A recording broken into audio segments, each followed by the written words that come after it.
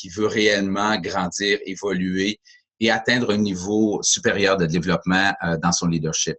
Et c'est aussi pour les gens des ressources humaines, parce que c'est souvent avec eux que je fais d'abord affaire, les gens des ressources humaines qui cherchent des nouvelles façons de faire, des nouvelles méthodologies pour développer les leaders. Et aussi pour ceux qui cherchent du développement des leaders au niveau des cadres supérieurs, parce que beaucoup de ce que je fais actuellement, c'est travailler vraiment avec les équipes des cadres supérieurs pour amener un tout nouveau niveau de développement du leadership dans l'organisation.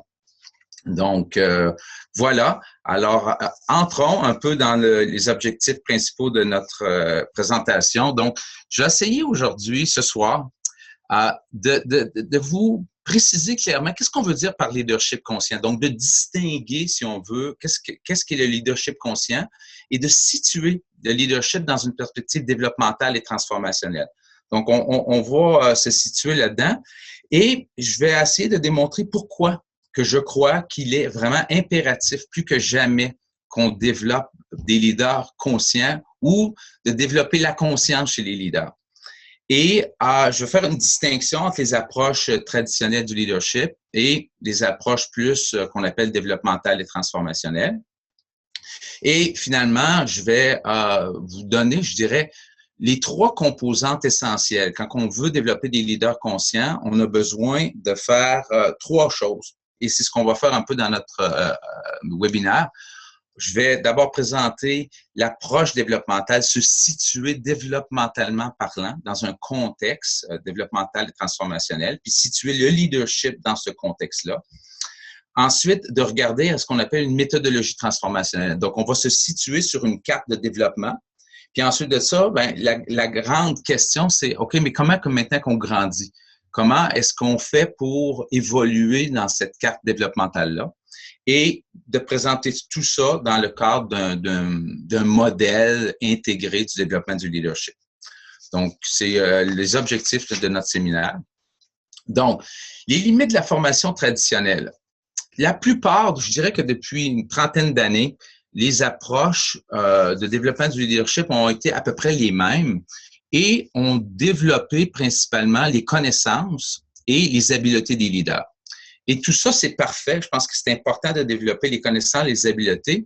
Sauf que ce qui nous manque, c'est de comprendre que pour développer les habiletés de leadership d'un niveau supérieur, il faut développer la structure de conscience qui est un peu comme je dirais, le terrain approprié qui fait pousser, okay, qui fait émerger. Donc, on a besoin de faire le développement de la structure de conscience qui permet l'émergence des compétences de leadership qui sont les plus nécessaires aujourd'hui.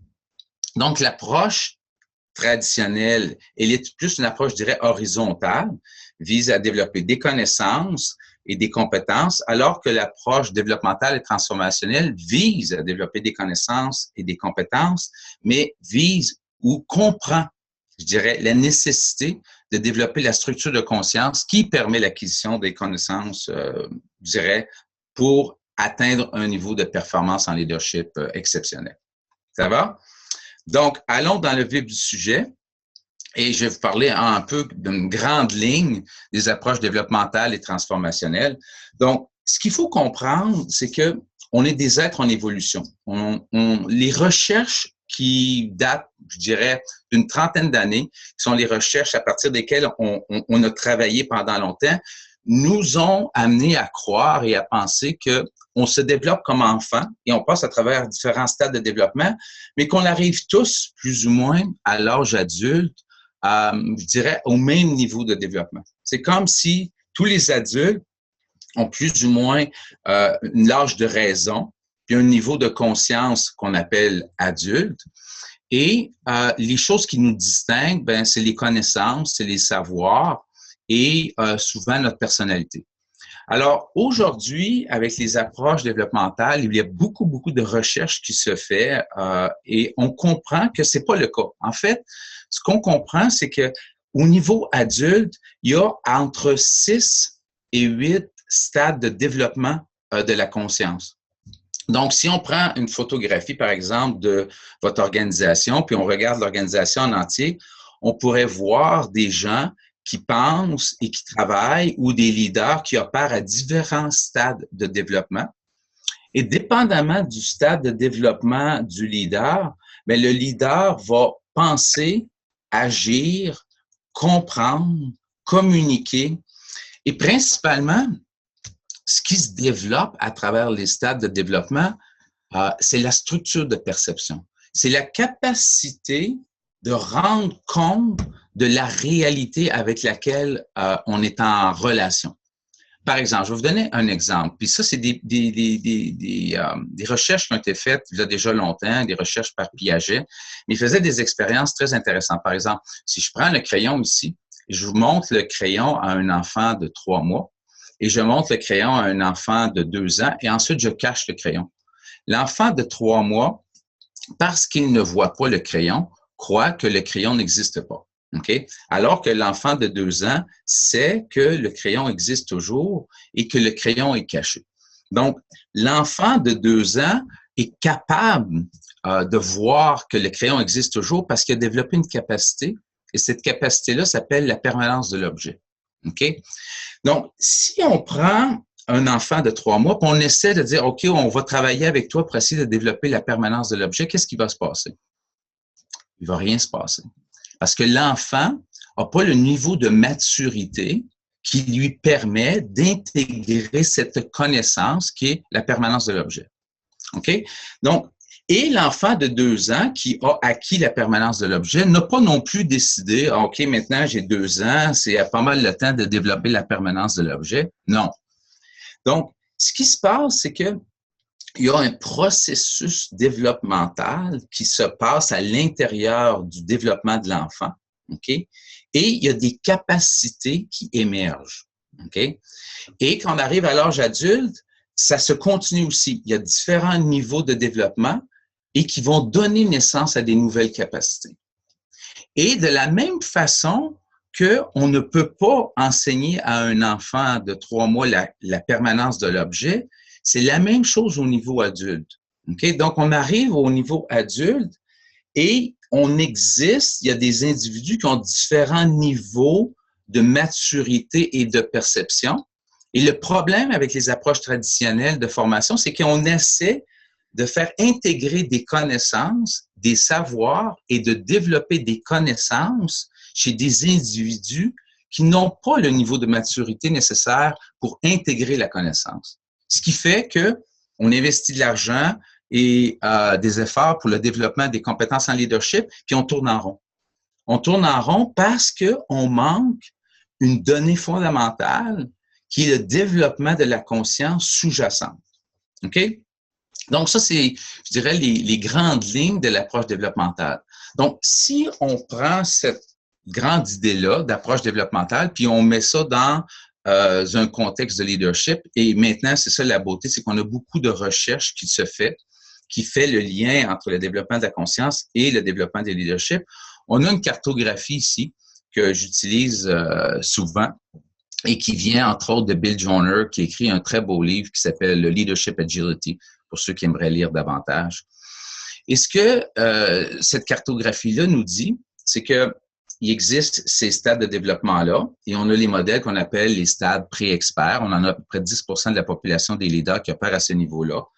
Et ensuite, on a ce qu'on appelle les experts. Et ça, c'est presque 50% de la population des leaders. On a 45% des gens, encore là, qui voient la réalité organisationnelle, qui voient leur équipe, qui voient le futur et qui pensent en termes experts. OK? Puis ensuite, on a le niveau performant. Et après le performant, en fait, quand on arrête au niveau performant, si on met le nombre de pourcentages ensemble, on a à peu près 90% de la population, des leaders dans nos organisations qui pensent à travers une structure de conscience qu'on appelle une conscience écosystème. Et une des caractéristiques particulières de la conscience écosystème, c'est que c'est une conscience réactive. C'est drôle à dire, mais on pourrait dire que c'est une conscience inconsciente. C'est pas une conscience consciente d'elle-même. Tu as appris des façons de faire, des façons de penser et tu, je dirais, répètes ou pense à travers ses façons d'être et de penser sans nécessairement être conscient que tu es en train de penser à travers ces façons de penser-là. C'est comme, par exemple, la permanence de l'objet de l'enfant. OK? L'enfant n'est pas conscient qu'il a la capacité permanence de l'objet, puis qui pense à travers ces structures de conscience-là, qui lui permet de rendre compte de la réalité. OK? Donc, et là, un peu cette inconscience-là de la nature même de la conscience crée ce qu'on appelle le plafond développemental. OK? Et ensuite de ça, on a des gens qui entrent dans ce qu'on appelle un processus d'introspection, processus de réflexion, qui nous permet de voir les contenus de la conscience. Et ça, c'est un mécanisme qui nous fait passer au niveau catalyseur. Et ensuite de ça, il y a d'autres niveaux de développement, co-créateur, synergiste. Et à ce niveau-là, le leader commence à développer ce qu'on appelle une conscience écosystème. Et son style de leadership change d'une façon importante et développe un style de leadership qu'on appelle créatif.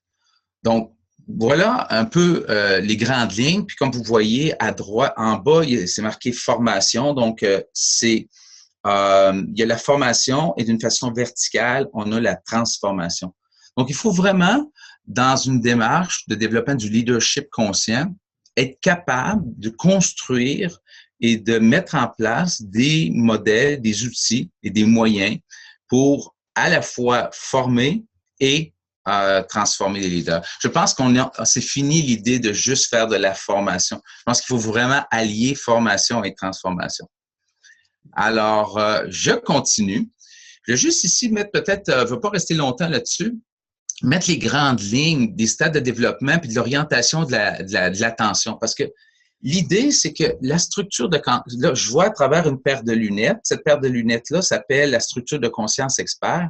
Et quand je regarde à travers la structure de conscience expert, mes besoins et où est-ce que je mets mon attention, puis quelle est mon intention, ben on pourrait le résumer, par exemple, l'expert, ben il va être différent, il a besoin de bien paraître, il a besoin d'avoir raison, il est très, je dirais, identifié au savoir. Okay? Il a besoin d'apparaître comme quelqu'un qui connaît et faire attention à tout ce qui pourrait le faire apparaître comme étant ignorant ou ne sachant pas. Okay? Donc, il y a un besoin vraiment de protection. Comme on dit en anglais, needs to look good. Okay? Ensuite de ça, on a les niveaux performants. Là, la conscience évolue, qui fait évoluer le leadership. Et là, le leader n'est plus aussi préoccupé par lui-même, mais commence à être préoccupé par les objectifs organisationnels. Donc, là, il regarde vers l'avant, plus loin. Et là, il veut être efficace, il veut performer, il veut gagner, il veut atteindre des buts. Et donc, son attention est principalement orientée vers cette actualisation-là de la performance et ça devient souvent des leaders qui sont davantage orientés vers faire des choses. Okay? Ensuite de ça, bon, on a le niveau catalyseur où là, vraiment, on a une transformation. Puis je vais amener plus de détails, mais là, je vais juste donner comme les grandes lignes. Au niveau catalyseur, le leader devient beaucoup plus inclusif et rassembleur parce que là, c'est plus juste, comme ils disent encore en anglais, me, myself and I.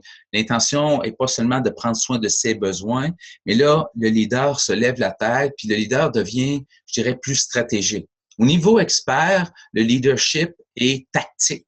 Au niveau performant, il est stratégique. Puis au niveau catalyseur, le leader devient plus visionnaire, plus porteur de sens.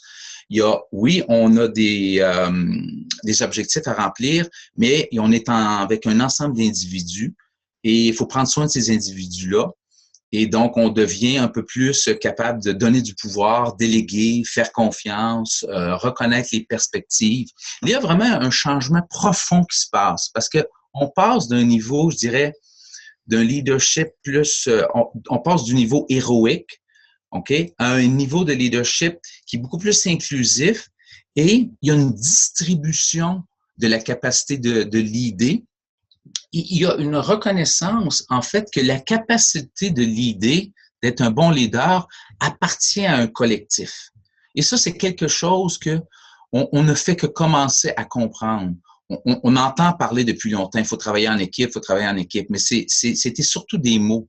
Parce qu'on n'avait pas la structure de conscience qui permettait de sortir de soi pour commencer à aller vers l'autre, puis de donner du pouvoir à l'autre, puis de reconnaître le pouvoir de l'autre, puis de reconnaître que l'ensemble des perspectives des différents leaders qui sont assis à la table ici, c'est cet ensemble-là qui nous permet d'être capable de voir réellement le problème à laquelle on fait face. Okay? Donc, on pourra en reparler. Et finalement, le co-créateur, qui est à un niveau vraiment profond, où là, on en parle vraiment de collaboration profonde. On parle d'un leader qui est capable de se dégager du passé, être capable de, oui, il y a tout ce qu'on a fait dans le passé, il y a toutes les méthodes, les outils, tout ce qu'on a fait, mais quel est le futur qui veut émerger dans notre organisation? Et cette capacité-là, comme de syntoniser au-delà de la pensée rationnelle, de syntoniser, même par l'intérieur, de sentir quel est le futur qui veut émerger dans notre organisation. Où est-ce qu'on devrait être dans 5 ans? Où est-ce qu'on devrait être dans 10 ans? Où est-ce qu'on pourrait être dans 15 ans? Donc, sentir et actualiser le futur qui veut émerger. Et je vous le dis tout de suite, tu ne peux pas sentir et actualiser le futur à travers une structure de conscience d'expert, parce que la structure de conscience d'expert est trop pleine de soi-même pour permettre cette capacité-là justement de individuellement et collectivement respirer dans les possibilités du futur et les sentir et les laisser venir et les manifester à travers un collectif.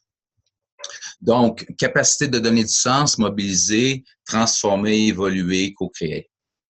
Donc, petite question pour vous. Gilles, juste un instant, juste te dire que, c'est très clair, on t'entend très bien. Nous sommes près d'une centaine, donc tu n'es pas tout seul. C'est toujours le danger avec les webinaires. On peut se retrouver tout seul à parler parce que il y a eu un problème technique. Non, il n'y a pas eu de problème technique. Oui, nous sommes nombreux. Ouais, oui. Et ce que tu dis est intéressant. Donc, tu as une question à poser. Je crois qu'on a un sondage. Oui. Alors, on a un petit sondage parce que j'aimerais ça vous inviter à réfléchir. Où est-ce que vous pensez que vous êtes? Donc, je te laisse animer le sondage, Philippe. Normalement, on doit s'afficher sur l'écran la possibilité de voter sur l'endroit où vous pensez que vous êtes à l'intérieur de l'échelle de leadership qu'a introduit Gilles. Alors, je vous donnerai les résultats ensuite. N'hésitez pas à voter pour qu'on ait le plus de données possibles. Donc, il y a 2 questions qui est où vous situez-vous et où pensez-vous que votre équipe de direction opère? Tout à fait. Il y a toute une complexité dans ça. Il y a où les individus se situent, où mon patron se situe, parce que tu peux avoir un expert qui est en relation avec un catalyseur, ou ça peut être le contraire, ça peut être le patron qui est un expert et l'employé qui est plus qu'un catalyseur. Il y a toutes sortes de dynamiques qui s'opèrent dans cette relation-là à partir de différents niveaux de conscience et différents niveaux de préoccupation. OK. Je partage les résultats. Voilà les résultats tels qu'ils apparaissent, qui sont plutôt encourageants. Avec la question suivante que j'ai envie de te poser, comment, j'imagine que suivant le niveau de conscience dans lequel on se situe, sa propre auto-évaluation est plus ou moins affinée aussi, peut-être. Tout à fait. En fait, c'est très intéressant comme question. Il y a Bill Joyner avec qui j'ai travaillé passablement et qui a créé un outil d'évaluation des stades de développement. Et il évalue le niveau expert, performant et catalyseur.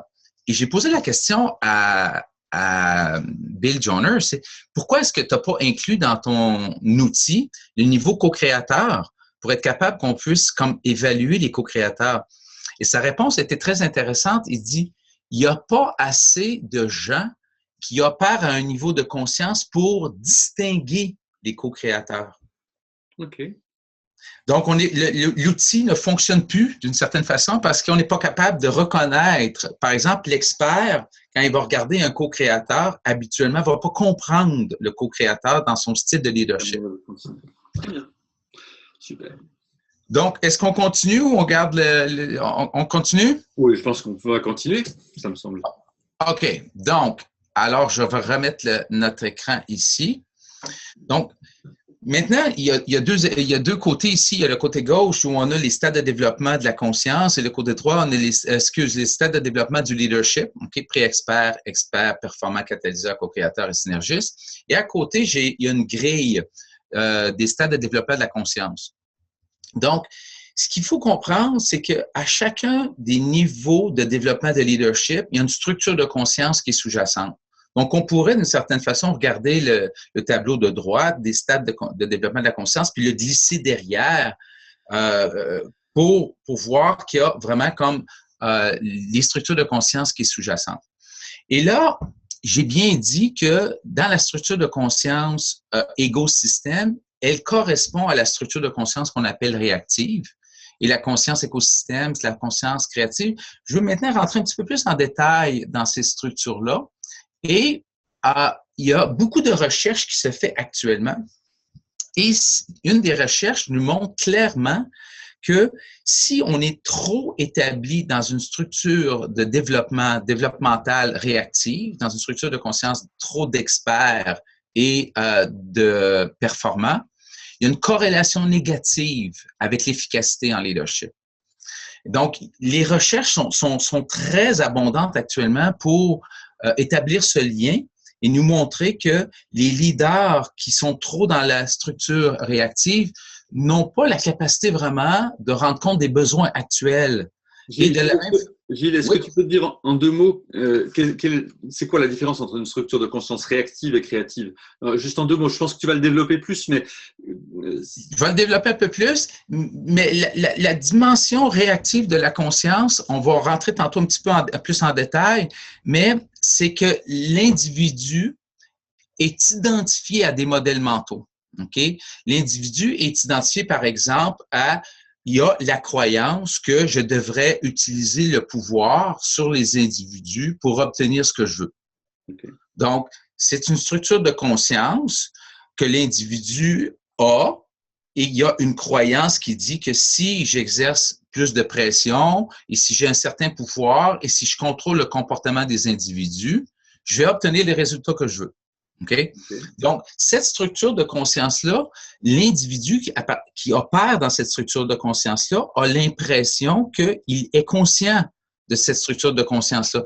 Sauf que, à la plupart du temps, cette structure de conscience-là, elle opère à l'intérieur de lui sans que lui soit pleinement conscient et sans qu'il soit capable de prendre du recul et de regarder cette structure de conscience-là, de dire « Oh, est-ce que cette façon de penser est la meilleure façon. » Okay. Parce que la structure de conscience n'est pas un objet de conscience, il ne peut pas la voir et la distinguer, donc il ne sait pas lui-même qu'il est dans une structure de conscience qui lui demande d'être d'une certaine façon.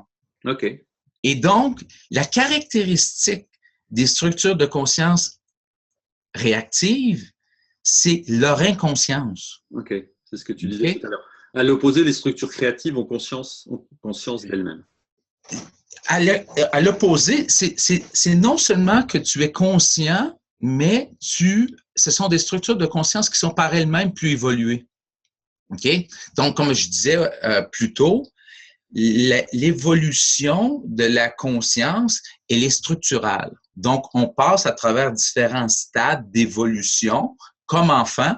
Et à aucun moment, on décide de développer la logique, la réflexion. Comme ils disent en anglais, « it's happening ». Okay? Ça se développe à l'intérieur de nous d'une façon automatique et on arrive à l'âge adulte. Sauf qu'à rendu à l'âge adulte, on a un paquet de structures de conscience, de croyances, de suppositions qu'on a absorbées. Okay, qu'on n'a pas choisi de développer. On a tout simplement abouti avec une façon d'être et une façon de penser. Et ces façons d'être et ces façons de penser-là sont là, à l'intérieur de nous. Ils opèrent d'une façon invisible et nous, on pense à travers ces structures-là. Okay. Et beaucoup de ces structures de conscience-là, ben, pas beaucoup, ils ont tous une connexion très intime avec notre conscience infantile, parce que tout part de la structure de conscience de l'enfant. Okay. Donc, ce sont des extensions, d'une certaine façon, de structure de conscience infantile dans un corps adulte. C'est vrai que c'est un de tes backgrounds, c'est que tu es docteur en psychologie aussi. Je ne l'ai pas mentionné au début, mais pour l'auditoire, et ça a de l'importance parce que la psychologie a son rôle à jouer en matière de leadership development. Exactement. En fait, je crois, toute la contribution que je crois que je suis en train d'amener, il faut que je veux amener, c'est cette capacité-là, surtout avec toutes les recherches en psychologie développementale, développement de la conscience adulte, ben, nous amène à voir ce lien-là entre le développement des niveaux de maturité de la conscience adulte et les niveaux d'efficacité en leadership. Okay. Je crois actuellement qu'on ne peut plus tenir compte de ces recherches-là parce qu'ils sont tellement intéressants puis nous donnent tellement d'indications sur comment on peut aller de l'avant. Donc, j'ai une question pour toi. Oui. Isabelle nous demande si tu peux expliquer la lecture des deux graphes de tes deux nuages de points, parce que c'est pas, effectivement, ils sont pas totalement autolisibles. Ils montrent une corrélation entre deux facteurs. Oui. Et chacun correspond à l'évaluation d'un leader, je crois. Donc, je vais dire d'une façon rapide et grosso modo, ce que les graphiques disent, c'est qu'il y a une corrélation négative, OK, entre le niveau de réactivité et l'efficacité en leadership. Donc, plus un leader est dans des structures de conscience réactives, moins il est efficace comme leader. Donc, plus il est sur la droite, plus son efficacité baisse. À gauche, c'est l'échelle d'efficacité et horizontalement, c'est l'échelle de réactivité. Exactement. OK. Donc, de la même façon, plus un leader opère dans une structure de conscience créative, on peut le remplacer par structure de conscience consciente. OK? Donc, dans le leadership qui devient de plus en plus conscient, plus le leader est conscient, plus son style de leadership est efficace. Okay. Donc, il y a une corrélation directe entre ça. Donc, on va continuer plus loin. Donc, c'est la grande idée qui est importante de comprendre. Et je vais faire le lien entre les réalités actuelles. Donc, actuellement, on rencontre ce plafond-là développemental, comme on dit, puis le plafond développemental, il est beaucoup lié à la structure de conscience à partir de laquelle on pense. Et je ne sais pas, pour ceux qui connaissent peut-être Otto Scharmer, qui écrit le livre La théorie U et qui fait beaucoup de recherches au MIT, écrit un article super intéressant dont il parle en anglais, The Blind Spot of Management. Mm-hmm. Okay? The Blind Spot of Management. Et donc, l'angle mort du leadership ou du management. Et l'angle mort du leadership, ce n'est que l'inconscience de la structure de conscience à partir de laquelle on pense. Et donc, si je ne suis pas conscient, par exemple, que je ai le besoin de contrôler les gens pour obtenir des résultats, donc je pars à partir de cette place-là intérieure et je suis dans la croyance qu'il faut que je contrôle les individus pour obtenir ce que je veux. Et quand j'utilise cette structure de conscience qui est une structure réactive, je produis, OK, des réalités qui ne sont pas les réalités optimales que je peux produire. En fait, ce que Otto Scharmer nous dit, c'est que avec ces structures de conscience-là, on produit des réalités que personne veut. On produit, par exemple, de la pollution, on produit de la famine, on produit des guerres. OK, là, je fais des grandes problématiques, mais c'est pour juste mettre l'exemple. C'est qu'on produit des réalités que nous ne voulons pas. Mm-hmm. On produit des réalités que l'on ne veut pas parce qu'on n'est pas conscient de la source de la conscience qui donne naissance aux réalités qu'on produit. Je comprends. Et c'est ça le nerf de la guerre du leadership conscient. OK? C'est le message numéro 1 de tout cet webinaire-là, c'est que il faut devenir conscient de la structure de conscience intérieure à partir de laquelle on pense. Il faut la voir, la distinguer et la faire évoluer.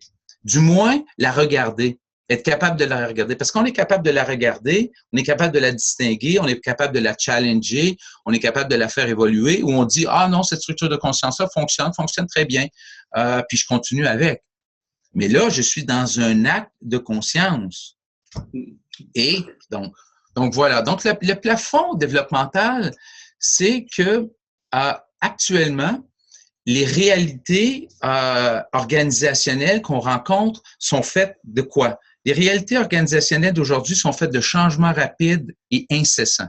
J'imagine que c'est ça en France aussi. Beaucoup de changements, c'est rapide, c'est intense, puis c'est un changement après l'autre. C'est ça qui se passe dans nos organisations. Ce qui se passe aussi, c'est qu'il y a une accélération de la complexité. Les réalités organisationnelles sont de plus en plus complexes. Les problèmes sont multidimensionnels. On est dans de l'ambiguïté, on est dans l'incertitude. Et ce que l'on comprend, c'est que les niveaux de développement experts et les niveaux de développement performants qui sont assis sur des structures de conscience réactives ne sont plus aptes à tenir compte de cette réalité-là, des changements rapides, de la complexité. Donc, c'est comme si dans les 20 dernières années, la réalité avait augmenté en complexité, puis le niveau de rapidité des changements avait augmenté, mais qu'on est encore en train d'utiliser une structure de conscience ancienne et plus adaptée aux réalités actuelles. OK? Okay. Je ne sais pas si tout le monde sûrement a entendu la citation de Einstein. Tu ne peux pas régler un problème avec la même structure de conscience qui a donné naissance au problème. Et c'est ça qu'on est en train de faire. On essaie de régler des problèmes actuels avec une structure de conscience réactive, écosystème. Et ce qu'on a besoin, c'est une structure de conscience écosystème. On a besoin d'un leadership partagé. On a besoin de conscience de qu'est-ce qu'on fait, comment qu'on pense, comment qu'on regarde nos problèmes. Et ça doit se faire d'une façon individuelle et collective pour être capable d'avoir accès à cette structure de conscience-là qui a la capacité de rencontrer la complexité de la réalité actuelle organisationnelle. Okay. Est-ce que ça fait du sens? Tout à fait. Ça fait du sens. Ça fait du sens, tout ça? Donc, on continue? Il me vient des exemples de leadership en tête politique. On va les prendre aux États-Unis, mais j'imagine que tu placerais la conscience d'un Donald Trump dans une conscience réactive. Peut-être même avant ça. Tout à fait. Donald Trump, il y a un problème émerge, j'ai une solution. Un autre problème émerge, j'ai une solution. Et toutes ces solutions sont dans sa tête. Il est plein de solutions. Parce que qu'est-ce qu'il est en train de faire, comme Otto Scharmer le dit, il y a un terme technique qui s'appelle downloading. He's downloading. Problème, solution, problème, solution. Il n'est pas en train de prendre la perspective de dire, est-ce que la façon que j'ai faite ou que la façon dont je pense pour résoudre les problèmes, il y en aurait une façon meilleure que la mienne? Non, il n'y a pas une façon meilleure que la mienne parce qu'il n'y a pas la question. Il n'y a pas la question de la réflexion et de l'introspection. Je comprends. Et c'est ça qui fait, peut-être que c'est la bonne réponse, c'est pas de problème d'avoir la bonne réponse, mais est-ce que j'ai la capacité de réfléchir et d'avoir cette introspection-là pour regarder la structure de pensée à partir de laquelle je pense et de la questionner? OK. Voilà. Merci. Donc maintenant, la question qu'on a, puis je vois que l'heure passe rapidement, la question importante qui est là, c'est comment développer la conscience des leaders. OK? Comment est-ce que ça marche? OK, on peut, tous les leaders, on peut les mesurer. On peut aller dans votre organisation, mesurer le niveau de développement du leadership individuel ou collectif. Je fais ça dans les organisations. Quand je travaille, la plupart du temps, je vais faire une mesure. Puis après ça, je dis, OK, on est ici, on doit aller là. So, what's next? Comment on développe les leaders? Et là, je fais juste ramener quelque chose qu'on a déjà parlé, mais je veux le lire ici. C'est Bob Anderson qui écrit un super beau livre. Puis ce qui est intéressant du livre de Bob Anderson, c'est que c'est pas un modèle de leadership. OK? Il réfère à 40 modèles différents de leadership, mais c'est de la recherche, c'est beaucoup de recherche et des modèles. Donc, les résultats des recherches indiquent clairement, OK, que la formation des dirigeants de demain, donc c'est vous autres ou les dirigeants que vous voulez développer dans vos organisations, c'est autant une question de conscience que de compétence. L'élément principal qui ressort lorsque le pouvoir d'influence des leaders s'avère extraordinaire. Donc, quand il y a vraiment des leaders d'un haut niveau, c'est quoi qui se passe? C'est qu'il y a un changement au niveau du système d'exploitation interne. Et qu'est-ce qu'on veut dire par un changement du système d'exploitation interne? C'est un changement de conscience. Et quand Bob Anderson présente, j'ai travaillé un peu avec lui aussi, Et puis, il donne en conférence qui d'entre nous est-ce que travaille encore avec le vieux système d'exploitation DOS? Dans nos ordinateurs, là, 25 ans, 30 ans, on avait des systèmes d'exploitation DOS. Aujourd'hui, on est avec des Windows 10 ou plus. Donc, il dit, la conscience humaine, la plupart d'entre nous encore travaillent trop avec un vieux DOS. On est encore en train de penser avec un vieux DOS alors qu'on a besoin de faire un upgrade. Il faut vraiment amener la conscience à un autre niveau de façon à être capable de rencontrer les réalités. Donc, rapido ici, je ne veux pas passer beaucoup de temps parce qu'on n'en a pas énormément, mais tout le processus du développement de la conscience se fait à travers une compréhension de ce que j'appelle les modèles mentaux. Okay? Les modèles mentaux, comment on pourrait définir un modèle mental? Un modèle mental, c'est une conscience qui est encapsulée, okay, dans une croyance. Okay?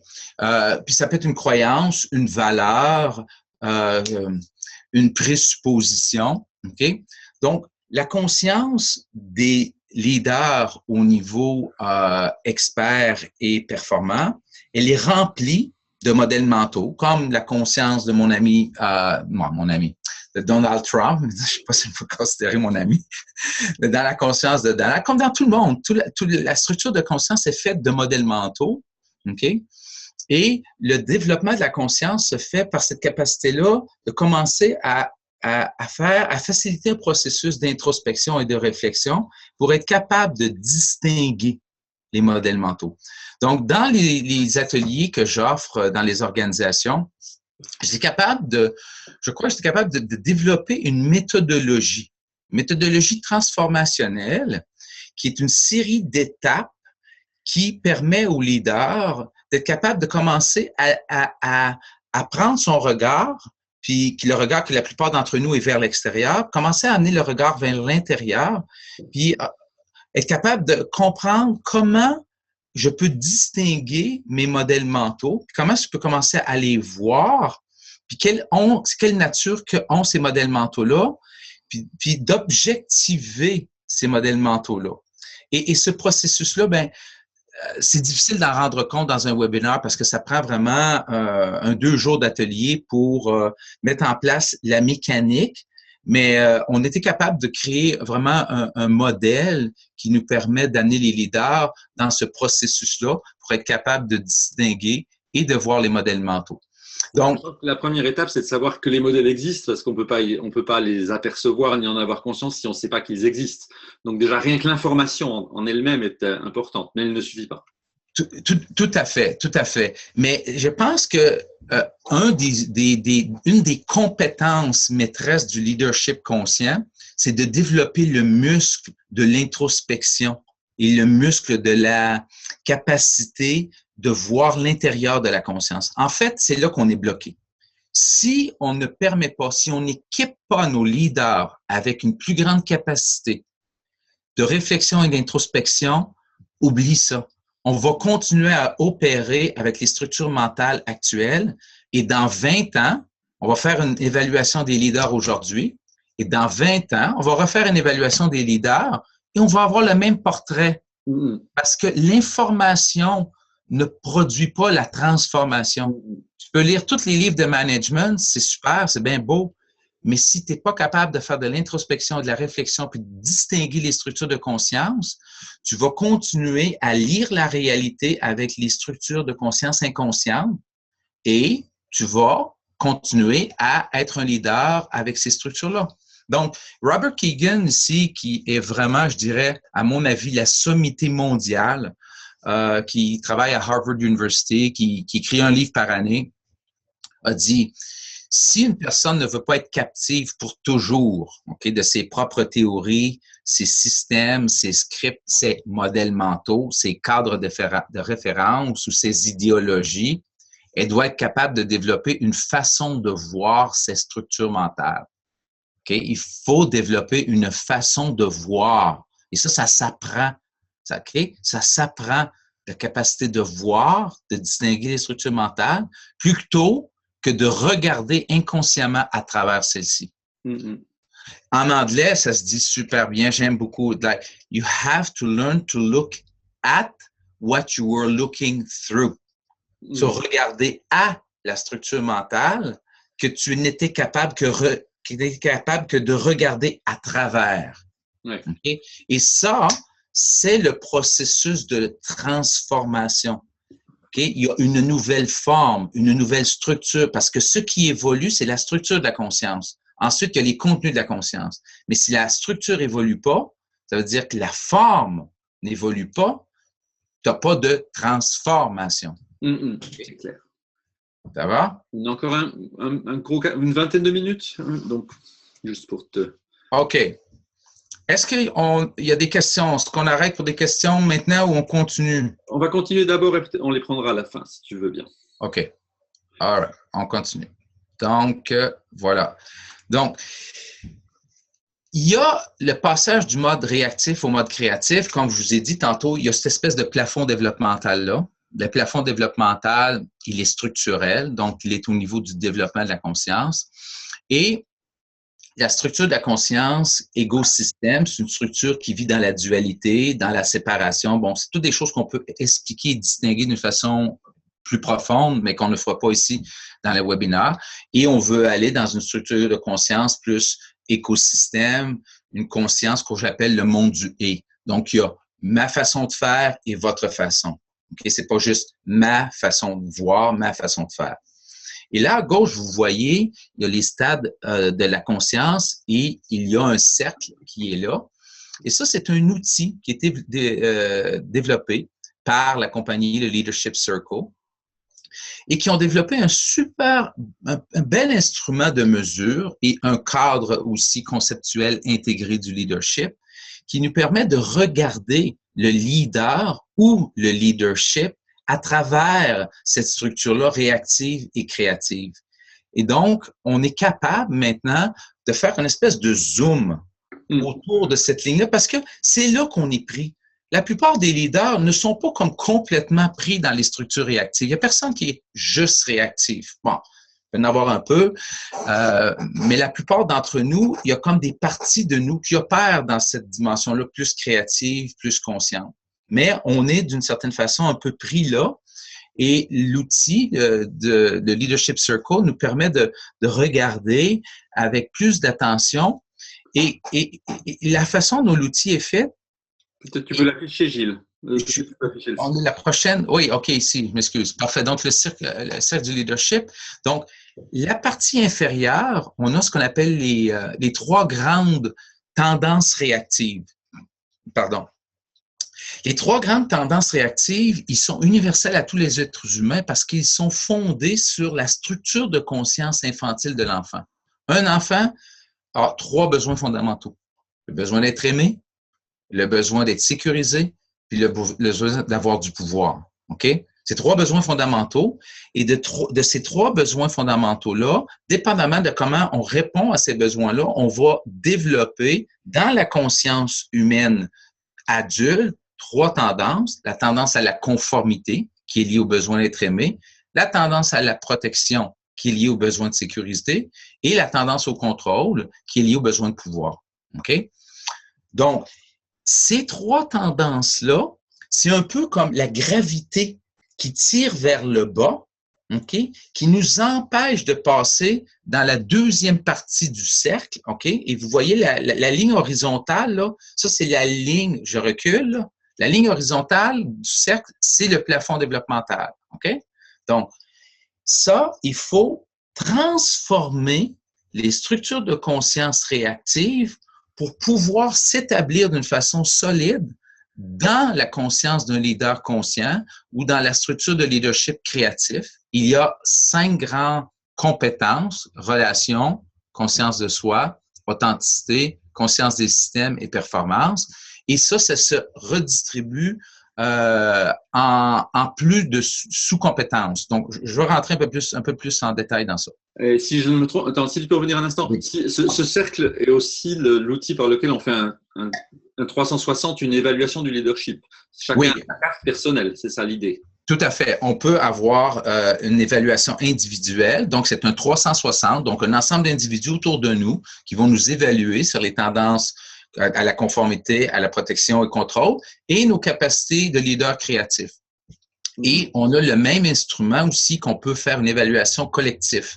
Par exemple, je travaille avec une organisation au UK actuellement, pour prendre cet exemple-là, et j'ai fait une évaluation individuelle, un 360 de chacun.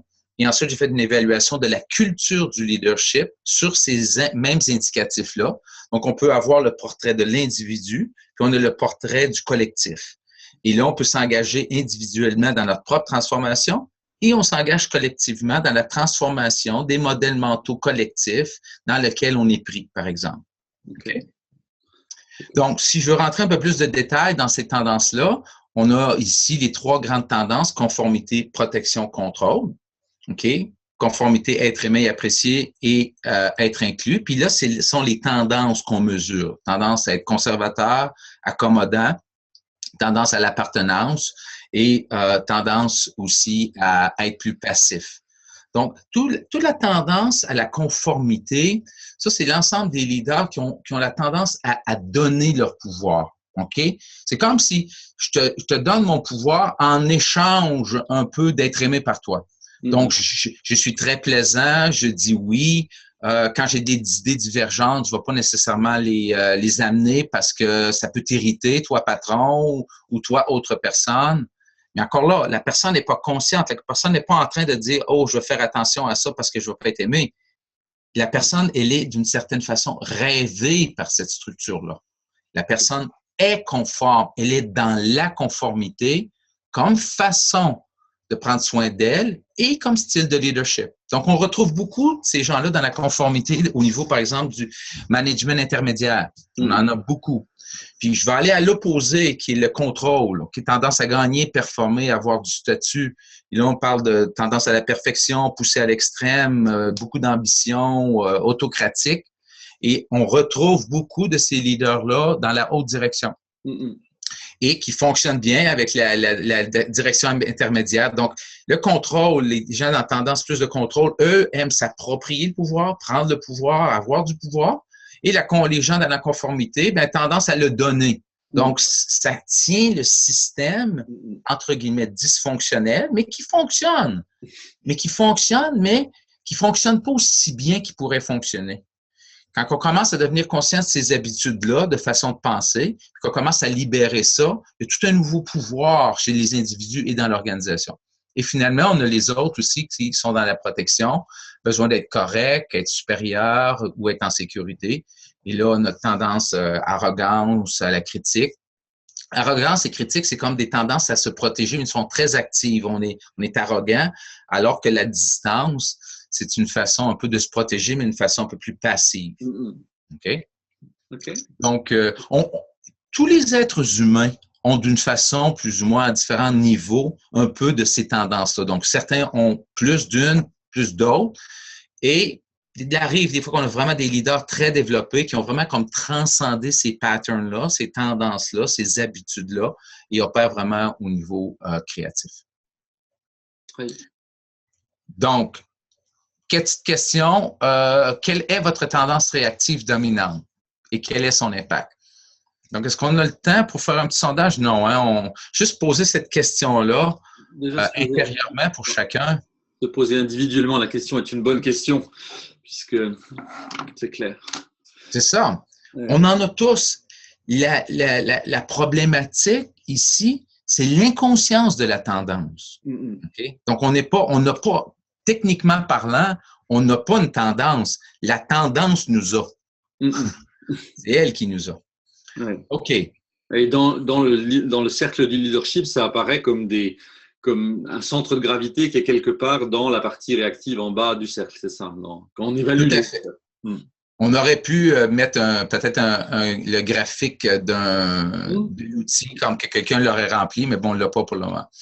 Et finalement, on a nos tendances aussi. En fait, pas des tendances, mais là, c'est des compétences. Donc, le bas du cercle, c'est la structure intérieure de la conscience, OK, qui tire la gravité vers le bas, qui nous empêche de développer les compétences créatives. Mais à mesure qu'on lâche prise et qu'on transforme ces tendances-là, ça nous donne accès à une conscience qui nous permet de développer les compétences. OK? Donc, c'est pas juste de développer de la conscience. Non, c'est de développer de la conscience qui devient la partie qui va soutenir et permettre l'émergence, l'intégration, le embodiment, OK, des compétences créatives. Il y a de nouvelles compétences. On a les 5 compétences, relation, conscience de soi, authenticité, conscience des systèmes et performance, qui sont encore là en sous-catégorie. Et c'est vraiment fascinant quand on fait les évaluations 360, par exemple, la relation. OK? Si quelqu'un a des résultats très bas au niveau relationnel, ben, tu vas voir dans sa structure réactive, puis 90% du temps, il va être très haut dans ses résultats au niveau de tendance au contrôle. Okay. Et l'opposé est vrai. La performance, quand souvent elle est basse, ben, tu vas regarder au niveau des tendances à la conformité et c'est souvent très bas. Donc, ça se tient tout ça. Alors, donc encore là, une question individuelle et même collective. Quelles compétences de leadership conscient est-ce que je devrais développer davantage? Donc, quelle est la tendance? Quelle est la compétence que je pourrais développer? Donc, quand on fait des plans de développement, souvent, on va faire un plan de développement qui va allier transformation des structures réactives et des patterns réactifs avec développement des compétences créatives. Donc, il y a une dimension de transformation intérieure et une dimension aussi de compétences. C'est les deux. Les deux mondes doivent aller un avec l'autre. OK. Donc, je te cède la parole pour cette partie-là, Philippe. Oui, alors, il y a quelques questions. Il y avait une question tout à l'heure sur la difficulté qu'il pouvait y avoir à parler de conscience en entreprise. Le mot conscience n'est pas forcément un mot qui fait partie du lexique de l'entreprise. Même l'idée de leadership conscient peut sonner un peu étrange dans certains environnements où la question de la conscience n'est pas au premier plan. Comment tu abordes cette… Écoute, moi, actuellement, je travaille au niveau du gouvernement fédéral. Demain, je m'en vais chez Statistique Canada et j'étais la semaine passée chez la House of Commons, en français, c'est la Chambre des communes. Je suis dans les grandes organisations, je suis au niveau du gouvernement et il y a un appétit pour le développement de la conscience au sens où si on est capable d'opérationnaliser. La conscience, c'est quoi? C'est l'attention et l'intention. OK? Donc, quelle est ton intention, puis où est-ce que tu mets ton attention? Donc, on est capable d'opérationnaliser le mot conscience d'une façon très simple. OK? Et actuellement, à ma grande surprise, ça passe dans les organisations parce que les gens le reconnaissent. Par exemple, je vous parle ici de tout le monde ce soir, vous êtes tous dans un niveau de conscience. La conscience, c'est ce qu'il y a de plus commun. Tu ne peux pas ne pas être dans un niveau de conscience. OK? Donc, on peut amener rapidement dans un atelier à devenir tout simplement conscient de notre conscience de façon rapide et démystifier cette chose-là qui paraît des fois ésotérique, mais qui est tellement simple et qui est tellement le présent du quotidien. Je comprends. Il y a des questions sur le comment. Et effectivement, le comment, c'est, si je comprends bien, c'est un, prendre conscience et deux, de l'accompagnement, sans doute. Bon, il y a toutes sortes d'outils. On a cet atelier-là, par exemple, qu'on va offrir en France, qui est un atelier de 2 jours, qui met la table sur tout ça, qui est un atelier dans lequel on va présenter les stades de développement. Donc, on va donner une cartographie. Puis ensuite, on va passer une journée complète à démystifier c'est quoi la conscience, comment ça marche. Et ensuite de ça, on va donner des outils qui nous permettent de la mesurer, de l'évaluer et de commencer à travailler. Donc, dans un séminaire comme aujourd'hui, c'est un peu rapide pour être capable de rentrer plus en profondeur, mais c'est un atelier qui est très, je dirais entre guillemets, hands-on, qui nous permet de prendre contact d'une façon intime avec tout simplement ce contenu-là de la conscience. J'ai vu des témoignages de participants qui étaient très enthousiastes aussi. Je recommande aussi, indépendamment de l'atelier, le livre de Bob Anderson qui va pas transformer la conscience, mais qui permet cognitivement de comprendre, déjà à défaut de se transformer. Et c'est sans doute le meilleur livre en matière de leadership qui est paru depuis des années, dans la mesure où il fait la synthèse et une synthèse très structurée de tous les courants en matière de leadership development. Vraiment, vraiment. Et Philippe est en train de faire la traduction. Oui, donc il est en anglais pour le moment, mais si vous pratiquez l'anglais, n'hésitez pas. Et les éditions en avance, mais ma société d'édition le fera apparaître au printemps en français. Donc si vous avez la patience. Mais on est très passionné par ce contenu parce qu'il a la capacité de transformer réellement la manière dont des organisations sont dirigées et donc de transformer la vie de milliers de gens au bout du compte et l'efficacité des organisations de manière réelle. Tout à fait. Je suis moi-même surpris de l'effet de l'atelier. C'est un atelier ou une méthodologie que j'ai développée peut-être plus spécifiquement dans les 6-7 dernières années. Et j'avais un peu moi-même peur d'amener le mot conscience dans les organisations. Qu'est-ce qui va se passer? Comment ça va réagir? Est-ce que je vais avoir des clients? Est-ce que les gens vont comprendre? Je suis, avec beaucoup d'humilité, surpris de voir l'impact, de voir la demande. Quand on commence à parler avec les gens dans les organisations, puis on explique ces concepts-là d'une façon simple, c'est comme, OK, on en a besoin, c'est ça qu'on a besoin. Absolument. François demande de revoir la slide 23. 23. Et Lyon, le directeur général d'Antros, notre partenaire dans cette soirée. Oui. Celle-ci, c'est ça? Slide 23.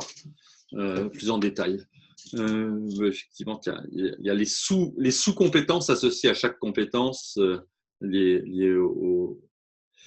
C'est vraiment, là, quand on a un profil de leadership 360, on a des mesures exactes et précises sur chacun de ces indicateurs-là de performance, ces indicateurs de compétences. On a l'évaluation individuelle de la personne, puis on a l'évaluation des 10 personnes, par exemple, qui nous entourent.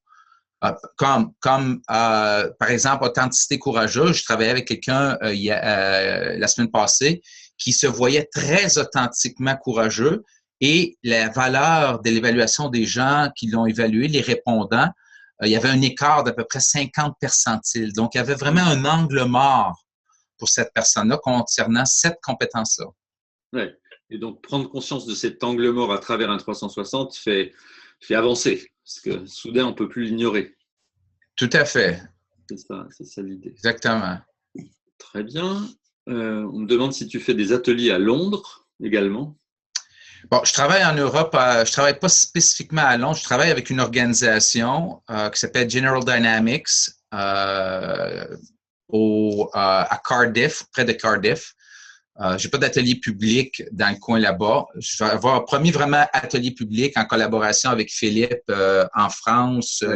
C'est quoi le 12 et 13? Vous remettre le slide. Oui, donc cet atelier a lieu à Paris les 12 et 13 janvier. Il est organisé par Dantros, qui est une société, la société qui est spécialisée dans la formation des dirigeants, qui est notre partenaire. Et donc, il sera co-animé par Gilles et par François Elion, qui est spécialiste du charisme. Et il reste quelques places. Donc, si le sujet vous intéresse, vous êtes vraiment les bienvenus. C'est novateur, en France en particulier, mais il n'y a pas de contenu autour du leadership développement qui soit plus à propos aujourd'hui dans notre contexte, il me semble. Sur ce, si vous avez des questions, c'est le moment de les poser. Alors, je vais ouvrir les questions. Certains demandent s'ils peuvent avoir la présentation. La présentation est enregistrée, donc on mettra un lien qui permettra de la revoir par là même. Et effectivement, les questions sur le comment, je regarde. Donc, on va rester dans la phase de questions-réponses. Je comprends qu'il y ait beaucoup de questions sur le comment parce que c'est vraiment pas évident de comprendre le comment. Puis on ne peut vraiment que le faire d'une façon expérientielle parce qu'on peut parler de la chose, mais le comment, c'est quelque chose qui doit être un vécu. C'est une démarche, puis dans 2 jours, je dirais que l'atelier, c'est pas juste de l'information, mais les gens qui vont vivre l'atelier vont vivre une expérience transformationnelle, vont apprendre à regarder, distinguer, puis à transformer les modèles mentaux. Okay. Ils vont faire l'expérience de ça dans l'atelier. Et c'est là vraiment qu'on voit le comment comme tel. Ouais. Puis en même temps, c'est pas sorcier non plus parce qu'on le fait tout le temps, parce qu'on est des êtres en croissance, puis on est tout le temps en train d'évoluer, puis on évolue depuis qu'on est enfant. C'est juste conscientiser le processus que l'on connaît déjà. Oui, on évolue, mais on n'a pas conscience. Enfin, c'est assez récent que dans les théories de développement, on ait pris conscience qu'il y a des niveaux de développement successifs et Tout qu'on à fait. passe de l'un à l'autre et que quand on est dans un, on n'a pas conscience qu'on est à l'intérieur de l'un d'entre eux. Exact. C'est relativement raison. Et l'application au leadership est récente aussi. Enfin, Tout à fait, tout à fait. Disons que c'est vraiment complémentaire à d'autres approches qui sont fondées sur les connaissances et le savoir. Ça ne remplace pas des bons modèles, des bons savoir-faire, des bonnes recettes. On fait ça pour donner un bon feedback. Oui, parfait, c'est important et c'est nécessaire. Sauf que tu peux suivre la recette, mais dans une structure de conscience qui est de blâme, ou tu peux être dans une structure de conscience, d'appréciation de où est l'individu devant toi, puis que tu veux vraiment l'aider à se développer. Donc, l'espace intérieur à partir duquel on opère, ça, là, c'est la structure de conscience qui rencontre la réalité objective. Et dans cette rencontre-là, la seule chose qui existe quand que tu rencontres la réalité objective, au bout de la ligne, c'est la structure de conscience à partir de laquelle tu rentres en contact. Et cette structure de conscience-là détermine qu'est-ce qui va aboutir dans cette rencontre-là. Tout se passe dans cette rencontre de la subjectivité avec l'objectivité. Quelqu'un me donne un feedback, dit « Gilles, c'était pas très bon ton séminaire ». Quelle est la structure de conscience avec laquelle je rencontre cette information-là?